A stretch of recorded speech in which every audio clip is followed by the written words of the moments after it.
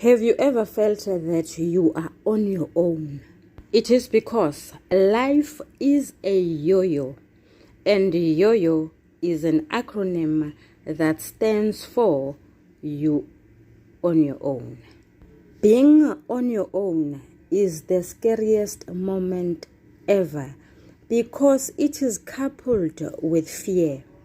And again, fear being an acronym has two connotations. The first one being face everything and rise. The second one being forget everything and run. I guess the choice is yours. Sanibonani balingani mabhungu namatshitshi. Igama lami nguSpooky N isiZulu. Namhlanje senza umbhalo obuciko obizwa ngokuthiwa Ubhuku Lwamanqe obhalwe ngu-EJ Mhlanga. Sizokwenza umbuzo omude, inkomba uphawu lokuhlaziya olubizwa ngokuthiwa ukulandelana kwezigameko. Before we embark on our academic journey, let me welcome everyone that is here. If you are a new subscriber, please feel welcome. If you are an old one, let us continue supporting one another.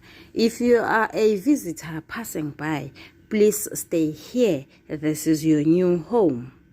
Mlingane wam nawe mfundi, uyakhumbula yini sixoxa ngokuthi izinkomba ziyathelelana? Ngakho ke inkomba ethi isakhiwo okuyinkomba yokuqala uma ngabe sihlaziya umbhalo wobuciko ongumdlalo nombhalo wobuciko oyinovel. Siyathelelana kanye nokulandelana kwezigameko. Ukulandelana kwezigameko kuyinkomba yokugcina embhalweni wobuciko ongumdlalo kanye nasembhalweni wobuciko oyinovel. Kanti siyini isakhiwo? Isakhiwo yindaba kusukela ekuqaleni iye phakathi nendawo ize ifike emaphethelweni. Isakhiwo sethula okuthathu okuyisethulo. Isethulo isekuqaleni kwendaba. Umzimba yimaphakathi nayo kanye nesiphetho. Isiphetho isekugcineni noma emaphethelweni endaba. Kuyini ukulandelana kwezigameko? Ukulandelana kwezigameko yilokho okwenzeka endabeni kusukela ekuqaleni kuye phakathi kuze kufike ekugcineni. Okwenzekayo kwethulwa ngezenzeko noma ngezigameko noma ngezenzo zabantu abathile ababizwa ngokuthiwa bangabalingiswa. Yini okufanayo phakathi kwesakhiwo kanye nokulandelana kwezigameko? Ukuthi kokubili lokhu yindaba kusukela ekuqaleni iye phakathi nendawo ize ifike emaphethelweni. Yini kanti okungumehluko? Umehluko usekutheni uma sikhuluma ngesakhiwo uphoqelekile ukuthi uthasisele uqhubeke uthi isakhiwo sethula okuthathu okuyisethulo, umzimba nesiphetho. Uma uxoxa ngesakhiwo uphoqelekile ukuthi ube naleza zihlokwana usho ukuthi lesi yisethulo. Isethulo naso sithinta umlingiswa osemqoka, sithinta isizinda, siphinde sithinte isisusa sodweshu. Uphoqelekile ukuthi uma usukhuluma ngomzimba usho ukuthi emzimbeni kunokubhebhetheka kodweshu, kunesixakaxaka, kunganovuthondaba. Uphoqelekile ukuthi usho ukuthi umbhali usebenzisa namanye amasu anjengalawa: isu lokujeqeza emuva nesu lokubikezela. Uphoqelekile ukuthi usho ukuthi yisiphetho-ke lesi manje sombhalo wobuciko. Umbhalo wobuciko uphetha kanjani? Njengalo osiwenzayo uphetha ngephola noma ngophola vuthondaba okuyibohlololo. Uma uphendula umbuzo ngokulandelana kwezigameko, awuphoqelekile ukuthi ubhale ukuthi lokhu isethulo. Awuphoqelekile ukuthi ubhale ukuthi isethulo sethinta okuthathu. Uvele uxoxe nje engazuthi uxoxa indaba, obviously kusukela ekuqaleni kwayo uze ufike emaphethelweni. Ake siqhubeke-ke nokufunda-ke. Sizofunda inkundla yesithathu, isigcawu sokuqala. Kufundeka ngalolu hlobo. Sivule abakaki. Kusocingweni, uMamhlongo ukhuluma nendodana yakhe uThamsanqa. Sivale abakaki. uMamhlongo, ngiyakubingelela kukwamathonsi lapha ekhaya.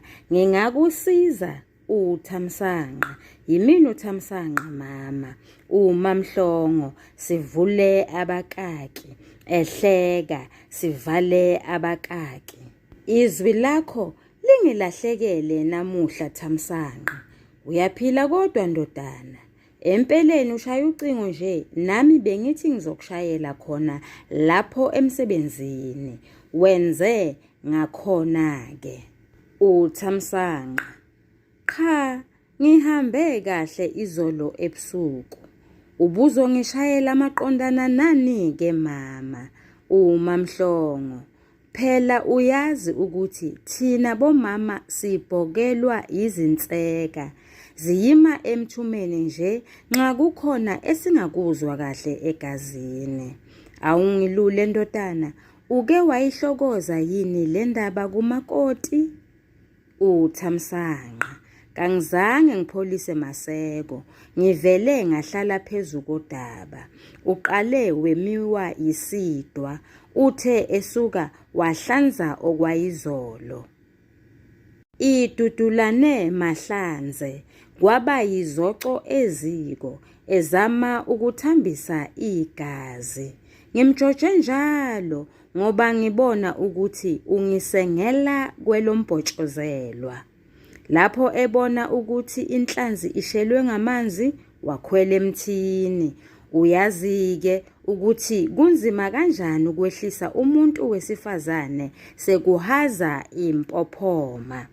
uMamhlongo, hayi bo Thamsanqa, ingathi usunehaba mntanami. uThamsanqa, idudulwane bukhoma, kwaze kwaba yiyona leyo ndaba. Namanje ngishaya ucingo nje ngoba ngikhathazeke kakhulu mama. Ngenxa yokuphika alale ngomhlane, ngigcine sengimbeka isandla, ngamthela phansi ngesibhakela. uMamhlongo, sivule abakaki. Babaza, sivale abakaki. Hawu bakithi, kanti lo mntwana wabanjani? Angithi uyihlo ukukhuzile ukuthi ubeke phansi umoya. Manje kwale kuphi? Ngumkhubo omubi kakhulu ukushaya umuntu wesifazane. Ngethemba uyakwazi lokho. Wena wake wambona uyihlo engibeka isandla? Uzoke uthi uyashaya, ishoba lilala amazolo. uThamsanqa, usuke wangeqa ngaphezulu. ngingevumele umuntu wesifazane agcagcaze ekhanda lami ingathi ngiyimbuzi yakomnanayi. UMamhlongo: imbuzi yani uzithela ngehlazo? Kwakhona ukuvuka indlondlo ngodaba olungenakhanda kuyosiza ngani? UThamsanqa: izikhathikazi safani mama, amakhosikazi ethu kawasazi nokuthi siyini. Umuntu manadilike nje emthini angazi nokwazi ukuthi lidume kuphi. Kufanele sibekezele umuntu ephimisela phezu kwentshebe? Ngeke ngimfunge umagane edlula ngabe akwenziwa lutho. Sivule abakaki. Esho eshaya itafula ngentende yesandla. Sivale abakaki. UMamhlongo: kangisho ukuthi uyeke nje umuntu egwacagwaca elingisa inyoni phezu kwakho. Khumbula ukuthi nomthetho unamehlo nezingqavula zengwenya ziyikhamisile. Wasengelwa esigujini. Akusile yini mntanami? Dlana udledle lingaze likufice izulu usabhincele nxanye. Ungadlaleli kwelombombo wengwenya. Bhinca ugijima nalo idlozi liyabhekelwa. UThamsanqa: isingamane ingiqhobozele ubese ngiphuze inyongo. UMamhlongo: shwele simakade wokulunga. Ayisengangawe mtakamakhedama, usulibele ucevuza ezingakufuni, ungaze ukhohlwe nenhloso yocingo. Sivule abakaki. Ake athule kancane okomuntu osekhohlwe yilokho abezokusho. Sivale abakaki. Ebengithi ngikushayela ngako ndodana, yiphupho elingikhathaza kakhulu.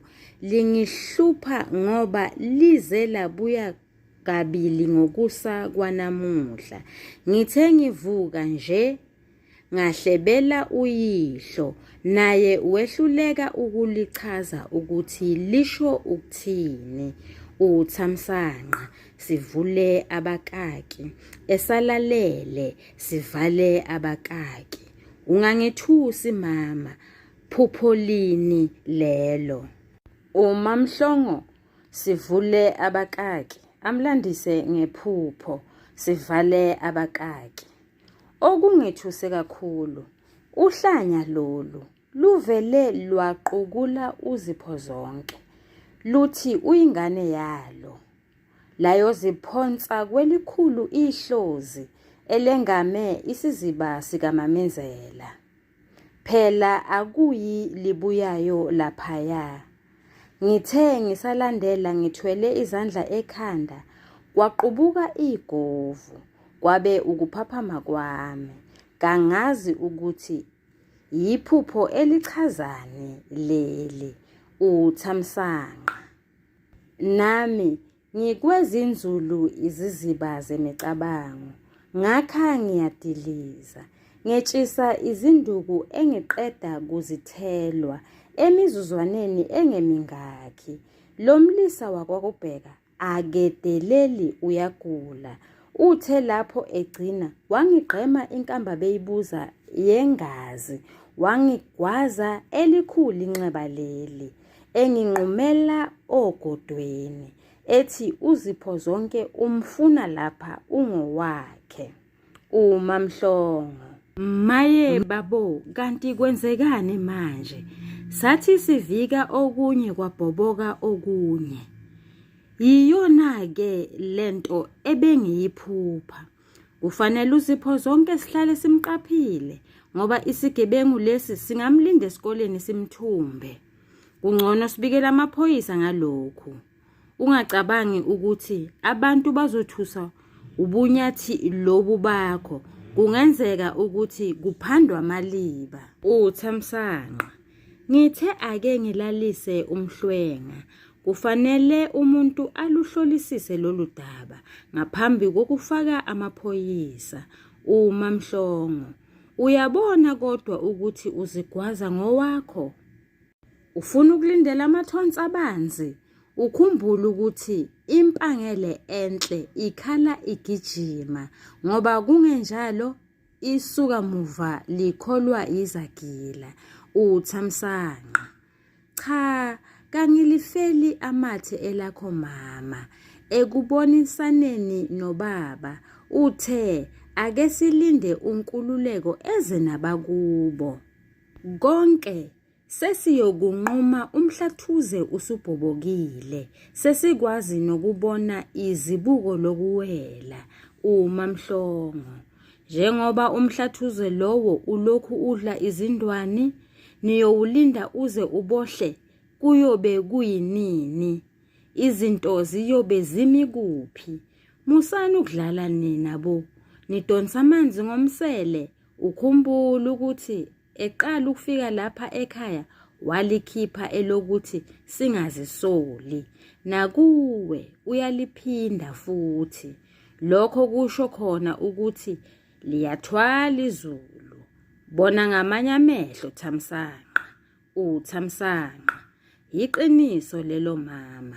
Ngizofika lapho ntambama ukuze sibonane nalomlisa ongadeleli uqhuba intwala ngewisa.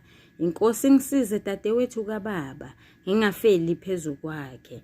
uMamhlongo, uzuqaphele ndodana. Senginovalo ukuthi uhambe ebusuku ngoba kasazi ukuthi leli zulu elizayo lithwele inkanyamba yini. Kulungile-ke ndodana, sesiyobona ngawe usufika. Usale kahle, sivule abakaki. Elubeka phansi ucingo, sivale abakaki. Siyaphela lapha isigcawu sokuqala esitholakala enkundleni yesithathu. Ake sihlaziye sicubungule sichaze. Uma ngiphendula umbuzo mude, ngizobhala isihloko esithi ukulandelana kwezigameko. Ngeqe umugqa ngibhale igama elithi isingeniso. Ukukhumbuzana nje esingenisweni sichaza umbuzo. Igama elingukhiye yile gama elithi ukulandelana kwezigameko. Ake ngibone-ke njengomfundi ngizobhala ngithini.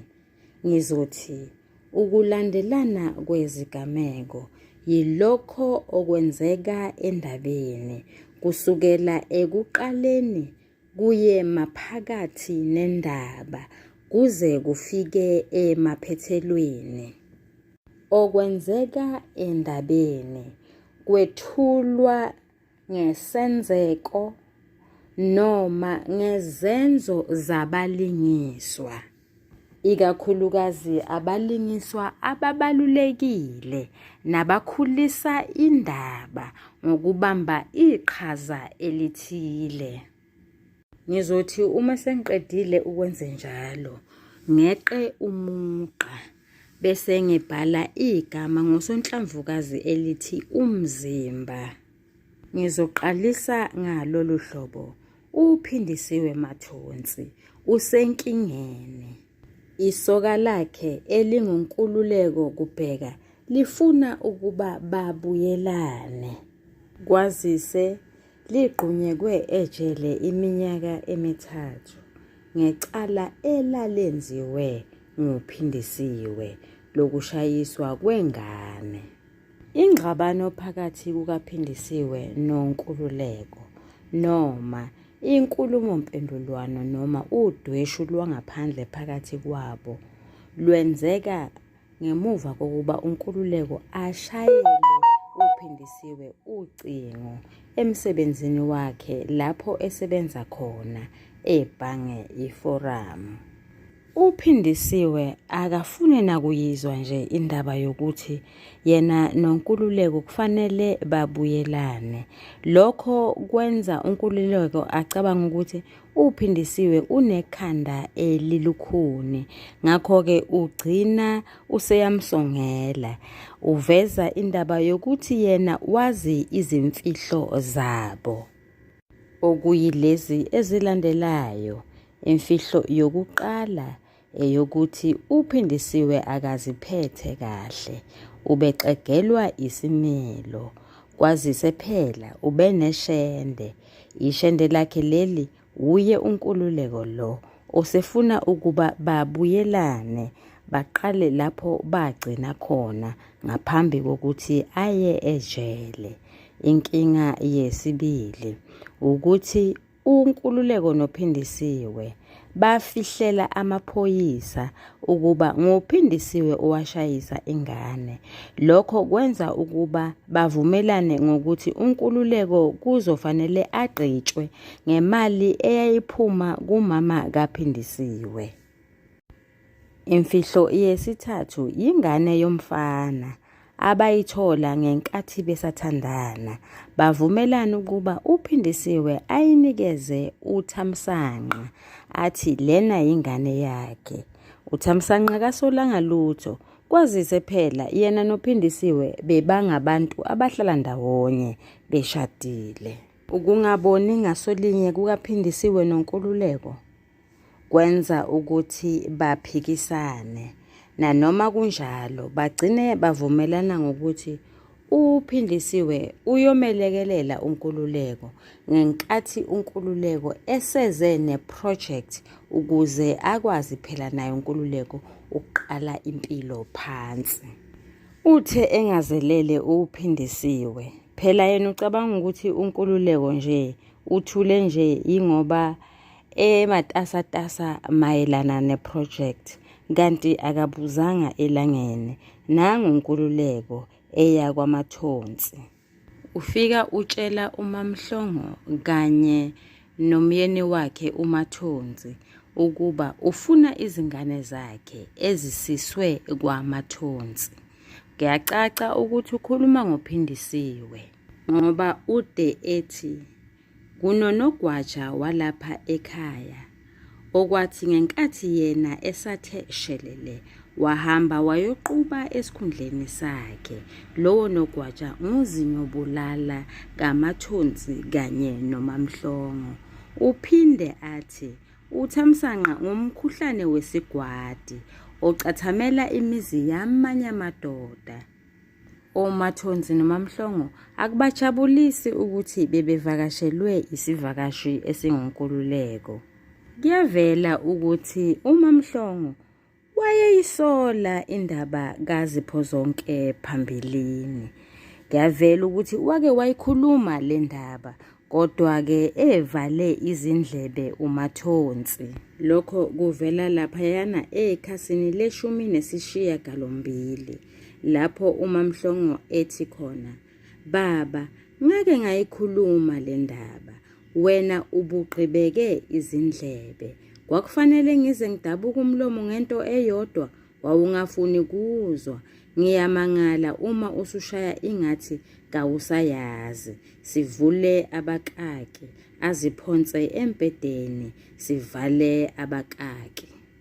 Kuyacaca ukuthi uMathonsi wawuhlaba inhlali ngoba wayezwe ngonina ukuthi lo mfanyana uZiphozonke unenswebu kababamkhulu kaMathonsi. Lokho kutholakala ekhasini lama-23. uThamsanqa noPhindisiwe bayalwa, baxatshaniswa ucingo olushaywa nguNkululeko ephumula emzini wabo kusihlwa bebuya enkonzweni. Uthi angaluphakamisa ucingo uThamsanqa, uNkululeko anqaphe aluganklaze. Athi uyaliphakamisa futhi okwesibili uThamsanqa ucingo, uNkululeko angezwakali nje ukuthi uthini. Lokho kwenza uThamsanqa acasuke, abone ukuthi kungenzeka ukuthi lo muntu ofonayo ufuna unkosikazi wakhe, ngakho-ke lubanjwa ngumuntu okungeyena lona olindelwe. uThamsanqa usezitshela uPhindisiwe ukuthi yena akasezukuliphendula ucingo, nangempela lukhale alithathe uPhindisiwe. Athi esathi nku Kanti uThamsanqa usephinde waphuma egujini lokulala. Useyambuza ukuthi ubani lo nku akhuluma naye. Nangu uPhindisiwe esethi unku lo akhuluma naye uNkululeko, okuyisoka lika nokuphika. Uyaqhaqhazela uPhindisiwe. Yiloko kumangaza uThamsanqa ukuthi uma ngabe kungelona elakhe isoka, kungani-ke pho uPhindisiwe eqhaqhazela? Uma ebuzwa uyacasuka. Luphinde futhi lukhale ucingo, aphendule uPhindisiwe engasabuzanga elangeni, avele akhwele azehlele, abese ethi lo muntu akhuluma naye uyisikhohlakali ndini esifuna ukumchithela umuzi wakhe. Kanti bavumelana ukuthi izimfihlo lezo abazazi bobabili abazukuzidalula. Lokho kumangaze uMamhlongo ngoba ubengeyena uNkululeko. uMamhlongo aqonde kumathonsi eyothula inkiyankiya le aqeda ukuhlangabezana nayo manje. uNkululeko useyabuyela kwamathonsi uphethe ubufakazi. Uphethe isithombe esitholakala ephephandabeni eliphuma kanye ngesonto. Kuleso sithombe leso kukhona yena noPhindisiwe ngosuku lwabo lomshado. Uma ethelwa ngemibuzo, uNkululeko uveza ukuthi yena noPhindisiwe bebehlala ndawonye, baxatshaniswa zindaba azizwa ngezalukazi ezimbili ebhasini ezazithi uPhindisiwe usewuchithile umuzi kaMabhekadlule. Uthe embuza uPhindisiwe waphika wema ngentaba. Kanti-ke vele-ke naye akaziphethe kahle, uzofika ebusuku sekuhlwile phela uPhindisiwe lowo. Ukuxabana kwabo noPhindisiwe kwenza ukuba uPhindisiwe athathe imithwalo yakhe emuke. uThamsanqa ufika kwamathonsi ukuze azokuzwa ukuthi yini yona leyo abazali bakhe abambizele yona. Ufike uyafakaza ukuthi okwangempela uPhindisiwe unazo izingane azishiya emuva ekhaya. uThamsanqa usebuso bude, ayimphethe kahle indaba kaPhindisiwe noNkululeko, uze uyabonakala nasemsebenzini.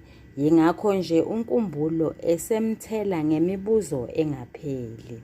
Kuyavela-ke ukuthi uThamsanqa ugcine ebeka uPhindisiwe isandla ngoba uPhindisiwe engafuni ukuphuma neqiniso.